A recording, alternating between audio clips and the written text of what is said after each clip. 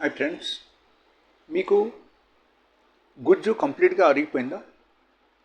And doctor దగ్గరికి వెళ్తే doctor చెప్పారు మీకు సర్జరీ చేయాలి, లేకపోతే మీకు ఇది తగ్గదు. In case if this is the case, మీరు ఈ వీడియో కంప్లీట్గా చూడాలి.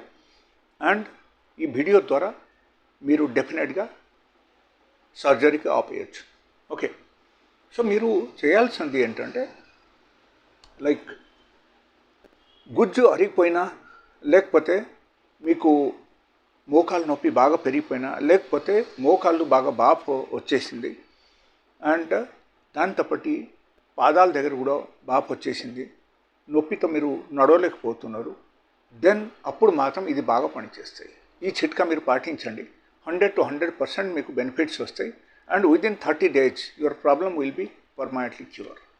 ఓకే, సో మీరు చేయాల్సింది అక్కడ ఏంటంటే, లైక్ సపోజ్ మీకు గుజ్జు అరిగిపోయిందని చెప్పారంటే అప్పుడు ఈ చిట్కా 100 to 100% మీకు పనిచేస్తాయి.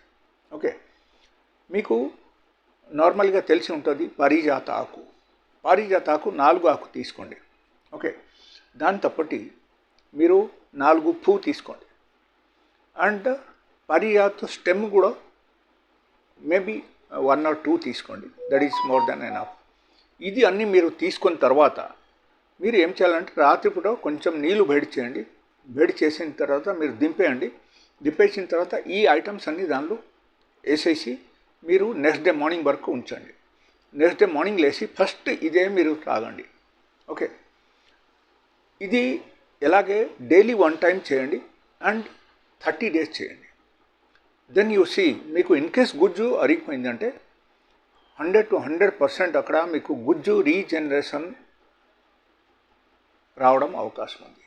అండ్ మీకు నొప్పి తగ్గిపోతుంది, బాపు ఉంటే బాపు కూడా తగ్గుతాయి. అండ్ మీరు నడవడానికి చాలా ఈజీగా మీరు నడవగలుగుతారు. Okay, so please follow this remedy. And దీంతోపాటు అవును, ఇంకొక విషయం చెప్తున్నాను.